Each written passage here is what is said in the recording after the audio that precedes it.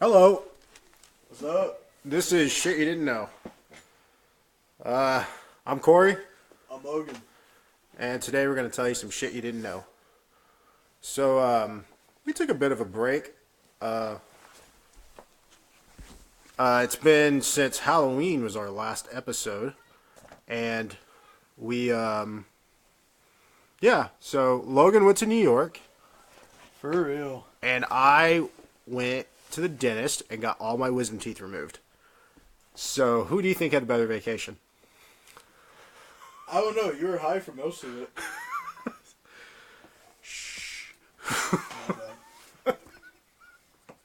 Yeah, the painkillers it gave me were pretty good. I'll admit it. Nothing beats pharmaceuticals. Isn't that right, my generation? Well, look, I mean, to be honest, they went, Trump's president? Oh, fuck, I'm going to be on Xanax the next 4 years. It's the only way I can deal. Thank God Mom has a prescription. So, Logan got the beer today. I did. Revolver Blood and Honey American Ale. I've had it before. It's very good. And I'm not just saying that because I'm trying to get a plug for them. But, you know, if they want to send me some samples. We'll take what we can get. Even Right. PBR. Yep. PBR is fine. If you pay me, I'll tell you that PBR is the best beer in the world. So... I'll tell you it's the best thing pissed out of a hick. Yeah. Actually, PBR is not bad. People give it shit. It's actually not a bad... It's way better than Bud Light. Really, And it's canned. And it's cheaper. Mm-hmm.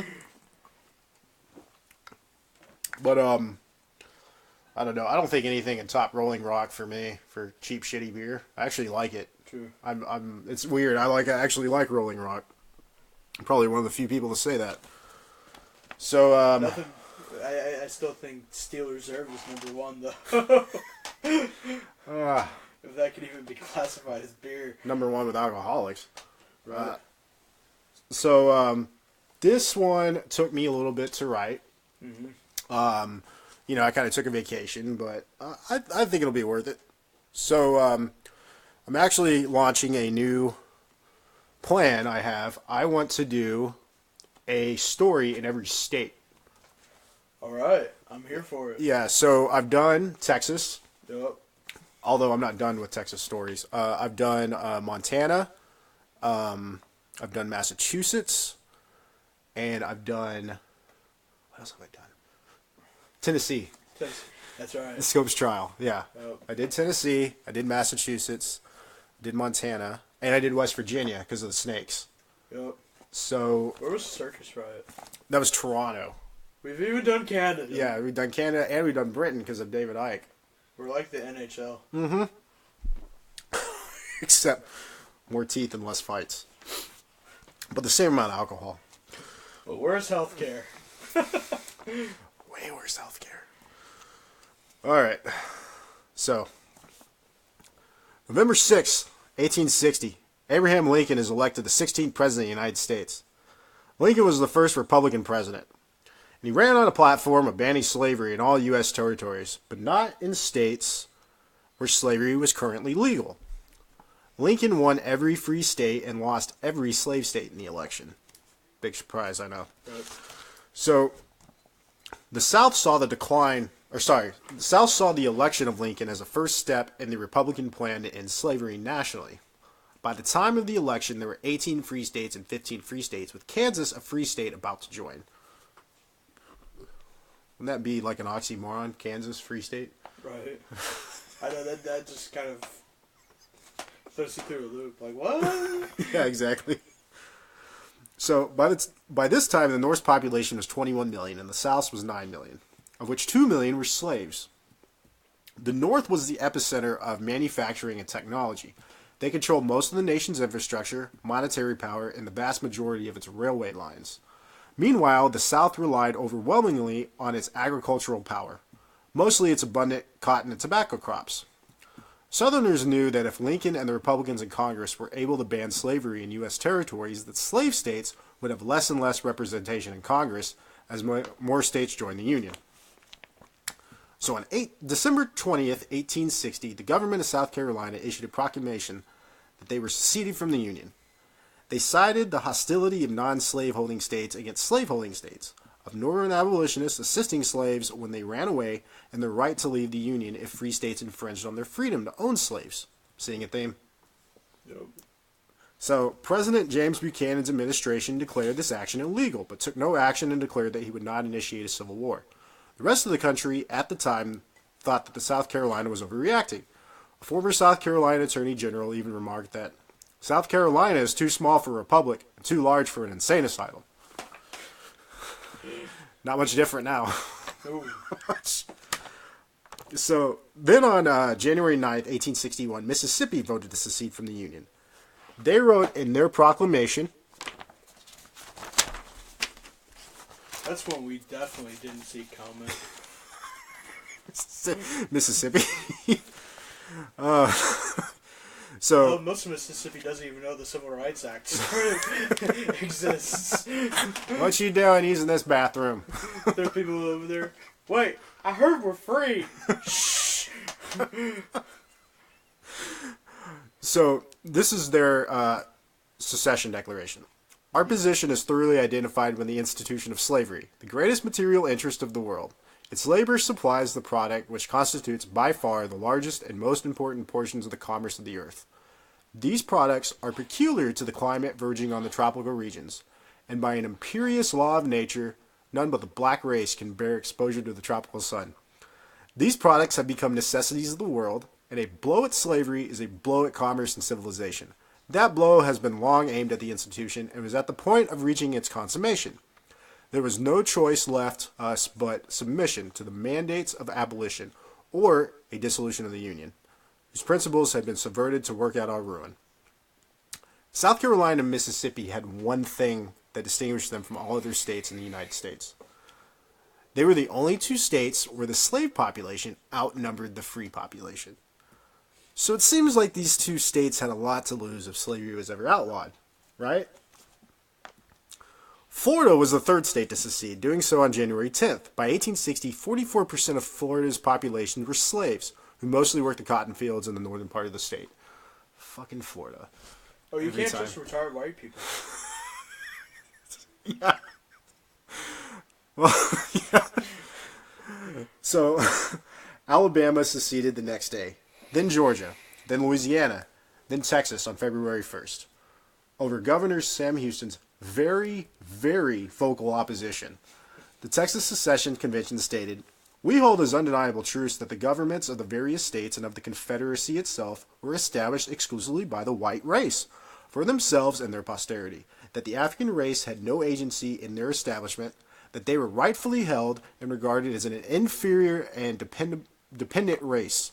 And in that condition, only could their existence in this country be rendered beneficial or tolerable." Pretty fucked up, right? Yeah. Yeah, so Next I'm going to hear, build a wall! Lincoln was inaugurated on March 4th. It wasn't until FDR that Inauguration Day was moved to January 20th. And he did what he could to keep the other slave states from seceding. He claimed that secession was legally void and that he could not invade the southern states. But he would use force to maintain federal property that was located in Virginia, Florida, and South Carolina. One of these federal properties was Fort Sumter in South Carolina. The Confederate Army was demanding that federal troops under the command of Major Robert Anderson evacuate the fort. Anderson refused, and the Confederates fired on the fort. Fort Sumter, is that the battle where no one died except a horse? Right. Okay, yeah. That's right. There were no casualties except a horse. A horse, yeah. And what's funny is, when you tell people that, you can tell them battle after battle. When you give them the casualties, nothing happens. You tell them about the horse, everyone has the same reaction. Aww. Thousands of people died at Gettysburg, but no one hears about the horse there. But they hear about Sumter, and everyone gives a shit. Oh my god, that must have been women making that groan. Oh, the horse died? Well, we learned about this in my AP history class in high school, and it was that reaction. So these were the first shots of the Civil War. After 34 hours, Anderson surrendered the fort to the Confederates. Lincoln responded by calling for 75,000 volunteers. Then 4 more southern states, Tennessee, North Carolina, Arkansas, and Virginia, joined the Confederacy. The other 4 remaining slave states, Delaware, Maryland, Kentucky, and Missouri, stayed in the Union. So because of this, native Virginian General Robert E. Lee, despite his opposition to secession, offered his services to the Confederacy, even though he had already been offered a senior command in the U.S. Army. The North had the larger army, but the South was hoping to eventually receive aid from Great Britain and France, due in large part to the cotton trade. But Britain and France stayed neutral. Good play. So both sides thought the war would be short, and no one expected the amount of casualties the war produced. The first engagement, Battle of Bull Run, produced 5,000 casualties, which compared with the Battle of Bunker Hill, which had 500, and the Battle of New Orleans, which had 2,000. And this was just the first battle. As the war progressed, so did the body count. Over 20,000 men fell at the Battle of Shiloh, and another 25,000 fell in one day at the Battle of Antietam. And in 1862, Lincoln signed the Emancipation Proclamation, freeing all slaves in the Confederate States. This action guaranteed that Britain and France would not enter the war on the South side, but as a consequence, the South would not surrender without beaten into total submission. After the Union Army defeated Lee at Gettysburg and cut off the Confederacy after the surrender of Vicksburg, Lincoln promoted General Ulysses S. Grant to be commander of the Union Army. Grant was one of the few generals that understood that if he wanted to defeat the South, that the North would have to unleash total war on the South's civilian population. After Georgia and South Carolina, after General Sherman captured the city of Atlanta, he went on a march eastward, tearing up the Georgia and South Carolina countryside. His army took plantations, freed slaves, destroyed rail lines, foraged food and livestock from local farms, and burned everything in its path. In November 1864, Lincoln was reelected, destroying the South's last hope for a settled peace. By 1865, the South was drafting 14-year-old boys to fight. Its money was worthless, it was blockaded and running out of food, many of its major cities were destroyed, and the army was deserting in droves. So in January 1865, Congress passed the 13th Amendment, banning slavery in the entire country. The next month, delegates from the Confederacy met with Lincoln and Secretary of State Seward. They claimed that they were open to surrender on the condition that they could keep their slaves. Lincoln refused and told them that the 13th Amendment was the law of the land. And on April 9th, General Lee surrendered his army at Appomattox Courthouse. This ended the war. Then 2 days after Lee's surrender, Lincoln gave an impromptu speech in the Capitol. In it, he promised that former slaves were not only going to be given citizenship, but also the right to vote. This infuriated one man who was in the crowd, an actor named John Wilkes Booth, who declared that this would be his final speech. Lincoln's, not his. Booth assassinated Lincoln at Ford's Theater on April 14th while he was watching the play Our American Cousin. Then he jumped from the stage and fled on horseback. Was captured and shot. The only thing I could think of is like some dude gets hammered and goes with his wife to Our American Cousin. And here's a shot. Then he sees a guy jump on stage. God, the president's in on it. Wait a second. Holy shit, this play's fucking awesome. Oh, so... His beer's holding up his head. Why is his wife crying? Man, she's a good actress, too. I heard she was crazy. It's all the jokes. Like, just think about all the jokes of her being fat. Like, why is she crying? They don't have sweets in the concessions. Well, other than that, how was the play, Mrs. Lincoln? Right. And I'm gonna go to hell. So, as a consequence, Vice President Andrew Johnson, a pro-Union Southerner from Tennessee, became the 17th president. Johnson had opposed secession and slavery, but was also opposed to citizenship and voting rights for newly freed slaves. But his opposition didn't matter, as the 14th Amendment granting citizenship to freed slaves and the 15th Amendment granting voting rights to black men were passed over his veto by the Republican Congress. Women would have to wait until 1920. Yeah, I mean... Right. Just like presidential elections. The black man gets to go first. The white woman. So federal troops remained in the South to enforce these new laws, and many in the South did not like this. The Civil War had destroyed the South both economically and psychologically. Atlanta, Nashville, and Richmond were in ruins, their economy was in shambles, and many young men had died in the war for nothing. Southerners looked for a reason for all the destruction and wanted honor in their defeat. So on Christmas Eve 1865, 6 Confederate veterans founded the Ku Klux Klan in Pulaski, Tennessee. And the movement began to spread to other Confederate veterans in other states. Now it's interesting. And soon, there was widespread violence in Mississippi, Alabama, South Carolina, and Louisiana. The Klan targeted freed blacks and Northerners who had moved south to do business, which they referred to as carpetbaggers.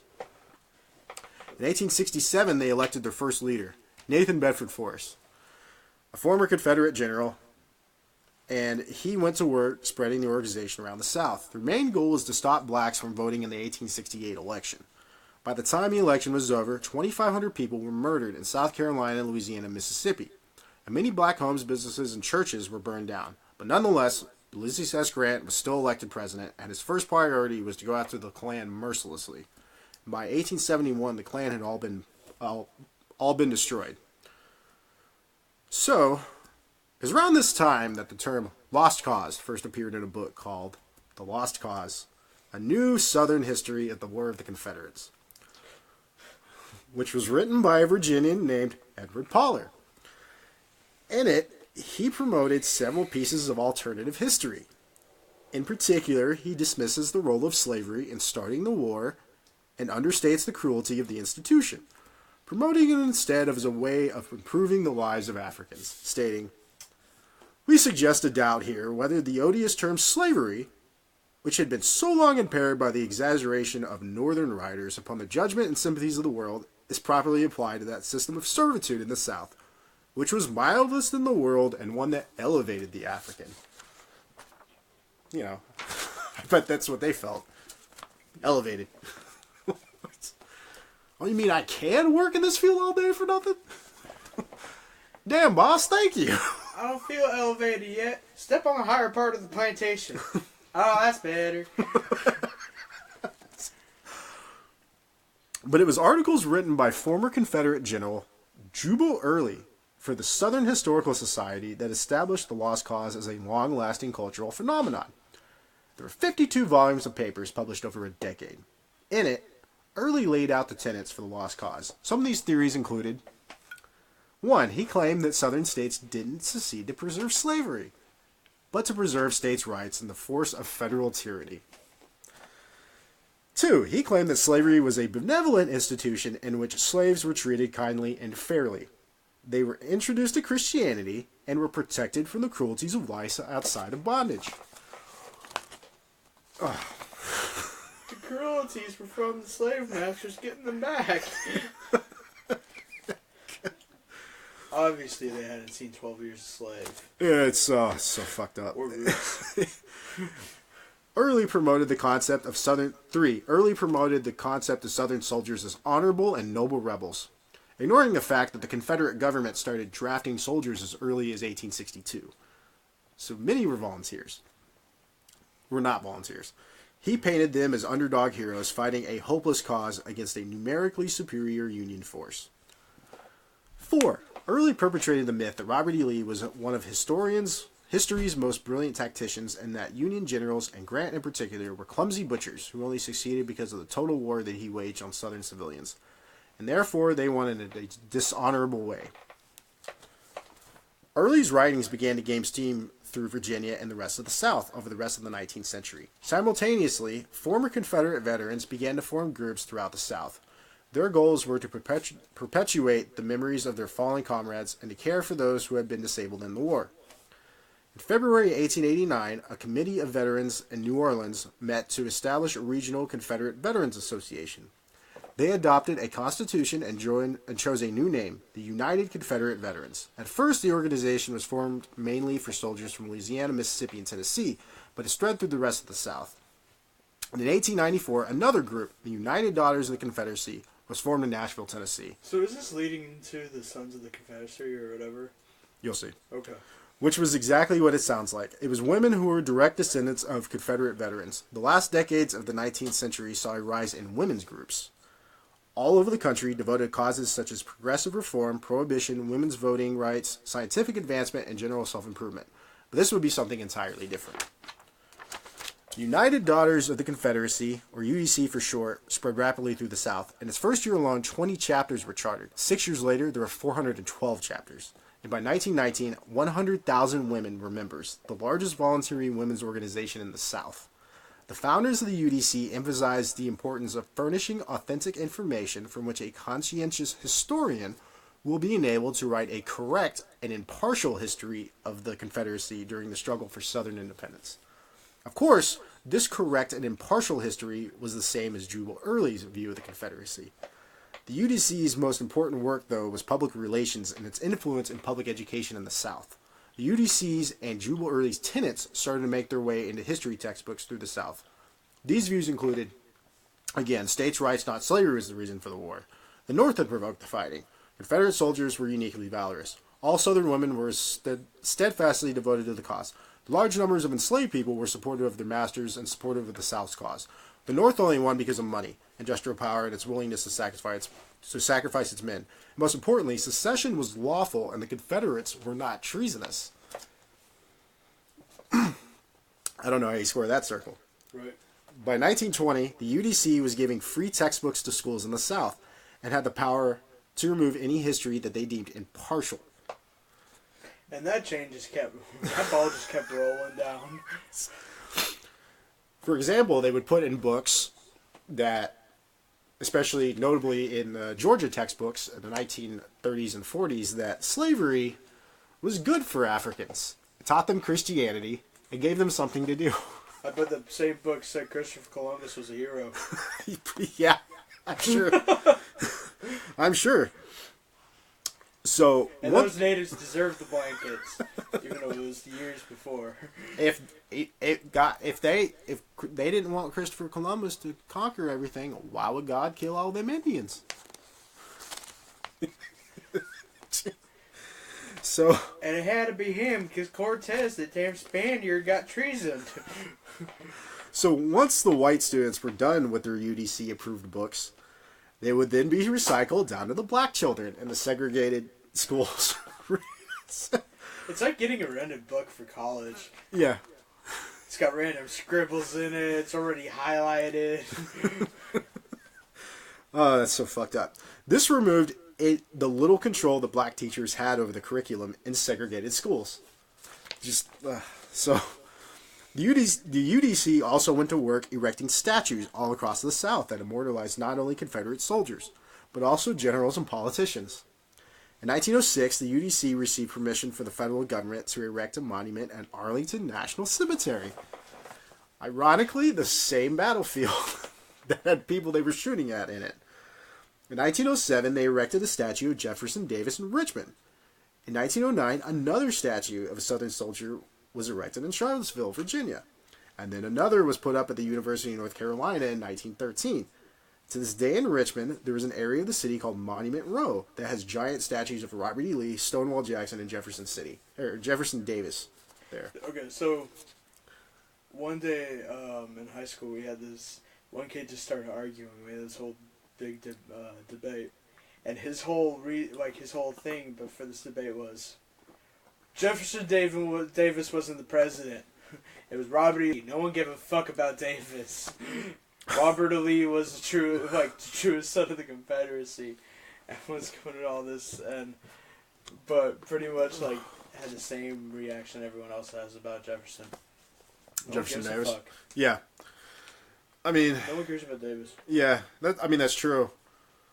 And the guy's partially right, but not really. Not really. So, more of these statues started to spread. And in 1923, Charles Stedman, a U.S. congressman from North Carolina, introduced a bill on behalf of the UDC to build a Mammy Monument in Washington, D.C. What monument? A Mammy Monument to honor slave women who proudly served their masters.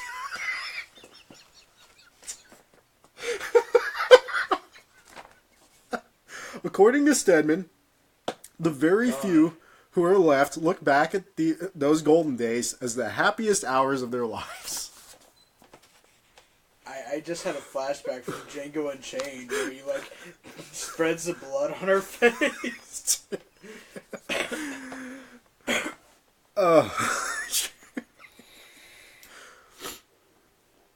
Uh, this bill was never enacted and never garnered any support. Sorry to believe. So, okay, off subject real quick. How many podcasts does it take to sit next to the devil? Soon, Logan, soon. I don't know. I haven't done. Can we get there in one episode? You'll find out next time. I haven't done the one on the Catholic Church yet, so no. That might actually make us better with God if he exists. Not the way I do it. So there were a few reasons for the boom in Confederate no one monument. likes Catholic Church. I doubt God even likes them. Just saying that. Okay, half my family is Catholic, and I'm the first one to say, "Fuck that church." Yeah, many others have joined you. So the church even joined. Yeah. Rest in peace, every altar boy. Yeah, just pick up my Bible. That's cool. As long as it doesn't have a hole through it, you're good. Bend over, pick up my Bible. So there were a few reasons for the boom in Confederate monuments in the first 2 decades of the 20th century. First, it was the high point of influence for the UDC, and it had powerful connections in Washington, many of the state capitals all over the South. And as more Confederate veterans began to die, their children and grandchildren wanted to honor them. Second, politicians at this time were building monuments for Lincoln, Grant, Sheridan, and Sherman, and many other Union veterans. So obviously the South wanted their own. The third reason was a movie called The Birth of a Nation. Released in 1915 by acclaimed filmmaker D.W. Griffith, a native of Kentucky and the son of Confederate veterans. The Birth of a Nation is one of the most important films in the history of American cinema. It was America's first major film, clocking in at just over 3 hours. It was the first film that had scenes shot during nighttime. It was also the first to employ modern styles of editing techniques, camera angles, and special effects. It was America's first blockbuster film, but it was also incredibly fucking racist. Like Disney's Song of the South. It's worse. The movie portrayed the relationship of two American families, one northern and one southern, over the course of the Civil War and Reconstruction. Southerners were portrayed as victims. Black people were portrayed as unintelligent, violent, drunkards, lazy, and rapists. Meanwhile, the Klan was portrayed as heroes who rescued Southern whites from the black freedmen who wanted to oppress them. Oppress them by voting. Additionally, almost all of the scenes involved black freedmen were really white actors in blackface. So... And that was the birth of the worst Halloween costume you can ever do. Oh, man. So, you touched on something. So, the NAACP renounced the film. But American audiences loved it, and it was a huge hit. Go figure. Yeah, I know. Many of the audiences connected with the characters, and there were numerous bouts of cheering, shouting, and booing in cinemas all over the country. Okay, so, you say American, and I automatically don't even go Southern. I think of my family that came from, like, middle of buttfuck nowhere, Michigan. Oh, there's plenty of Michigan rednecks. Yeah. Oh, who had that same mentality of a Southern, but didn't put sugar in their tea. That was the only difference. So, in one showing of the film, a man even pulled out his pistol and shot at the screen in a scene where a woman was being attacked by a black soldier. I'll help you. Pew!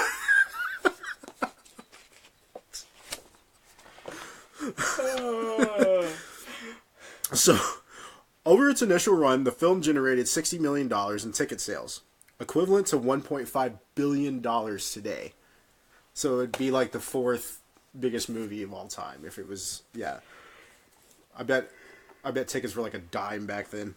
The film was so... for release now, Trump would ever leave theater. I like this, best movie ever.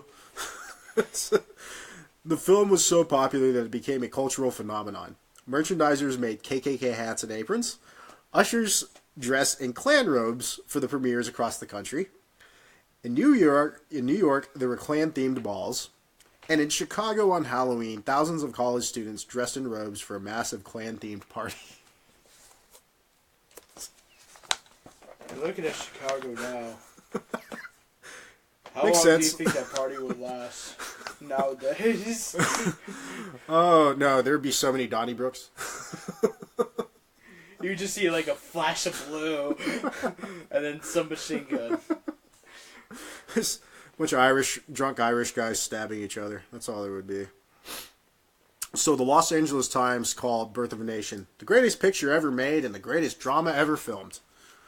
The film was also the first film to ever be screened at the White House, and President Woodrow Wilson and members of his cabinet enjoyed it together.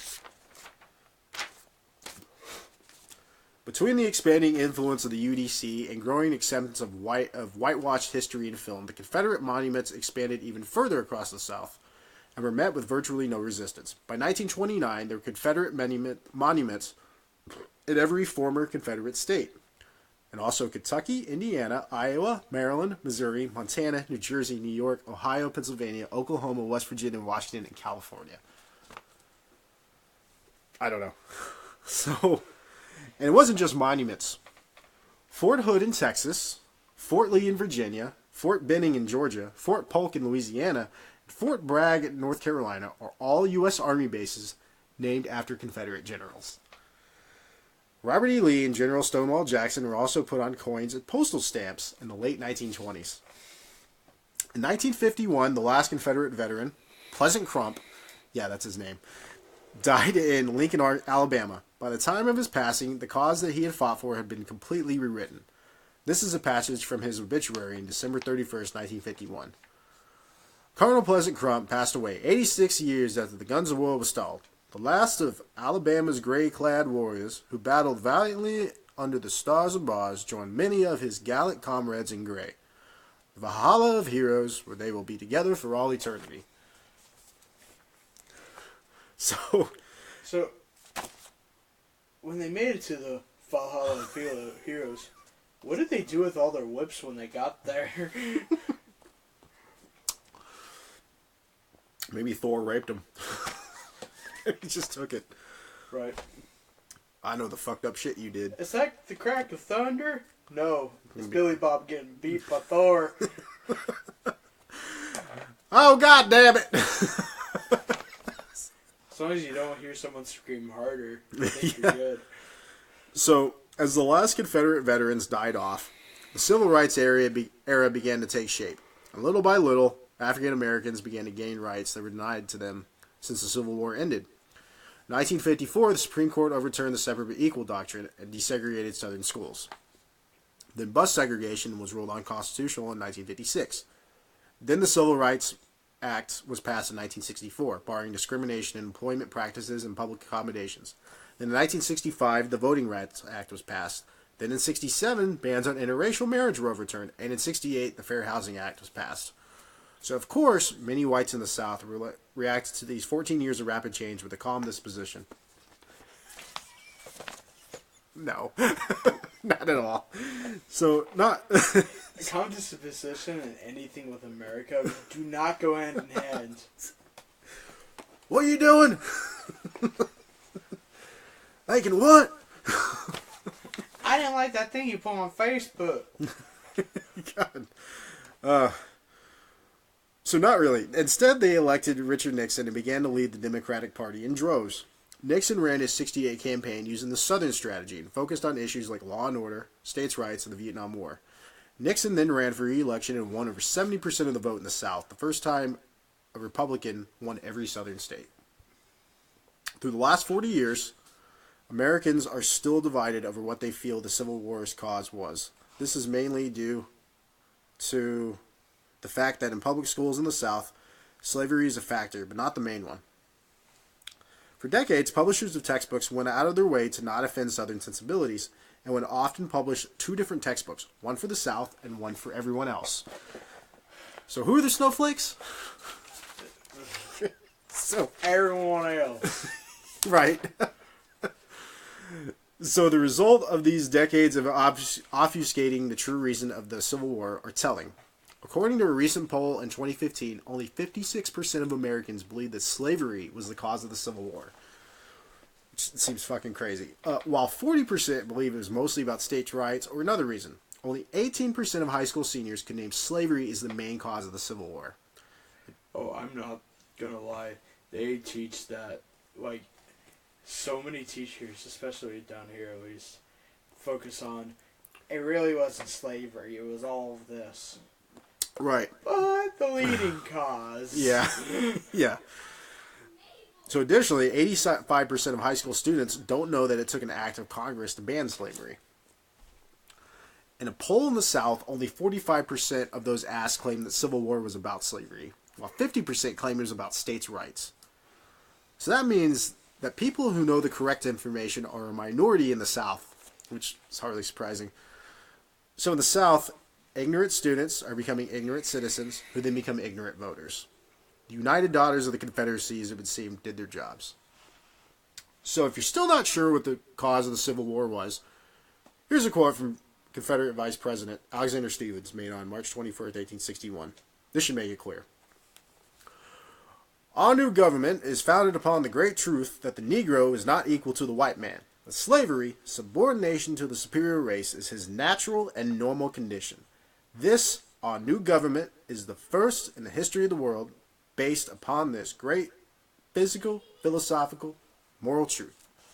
Yeah, it was definitely started because of state rights. So,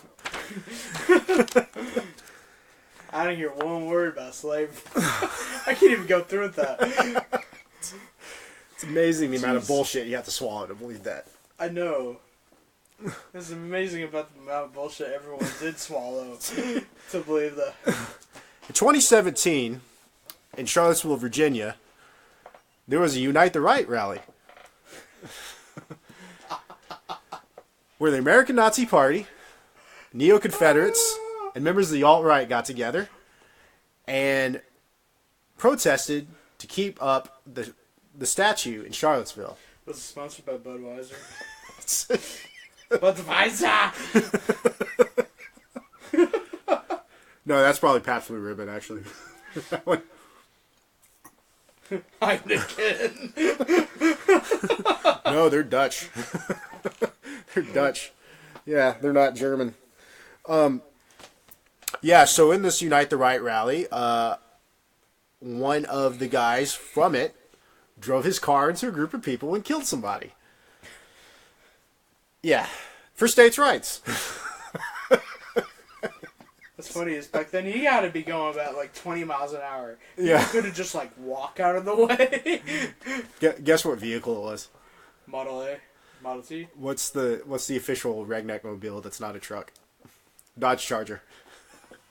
That's hilarious. So, it's like, of course it is. Yeah. So, yeah. The fact that it's going on as long, like, until the Dodge Charger was made, this is fucking ridiculous. So, and at this point, all I have to say is, America, wake the fuck up. Our president is a sweet potato. No one should listen to him. Dude, our president's Cartman. He's Cartman. So, did you know there is a... President's one of the carrots that the farmers throw out because it's not, like... It's not uniformly shaped. This one kept calling Mexicans rapists. Should we keep... No, the farmers wanted to pick it. He keeps touching the other carrots without their permission. So, there is a Confederate statue in Denton, right outside of where we live. Yeah, right at the courthouse. Yeah, there is also a Vice documentary on it, and there's a Really? Yeah, there's a 10-minute Vice clip from it, and there's a local guy named Willie Hudspeth who's a Vietnam veteran that's been trying to get this thing taken down for 20 years. Interesting thing is, he's actually a shopper. Yeah. He shops at Harbor Fair all the time. Yeah, he's a good guy. His wife was one of the counselors at my high school. Really nice woman. Yeah. Yeah, he's, I actually thought about interviewing him for this podcast, but I didn't know, interviewing him and taking notes and but I didn't know how he would feel about doing this, but, yeah, so it's amazing because, we're a southern state technically, but we live in this kind of liberal college town in a southern state. Mm-hmm. And yeah, that thing's just sitting in the courthouse. Interesting thing though is based off of voting, it's still extremely Confederate. Not Confederate, what Republican. I mean, Republican conservative. Well, in the county, yeah, but in the city, The less. city itself. But Denton County is so huge. Yeah, it is. Like, it's really good size, and there's a lot of farmers and Yeah. people who not even farm, just own big land for no fucking reason. Yeah, they're not going to like this podcast. And I don't give a fuck. So, yeah. If you have a problem, go cuddle your horse. Yeah. So, hope you learned something. This was shit you didn't know. I'm Corey. I'm Logan. We hope you learned something. Peace.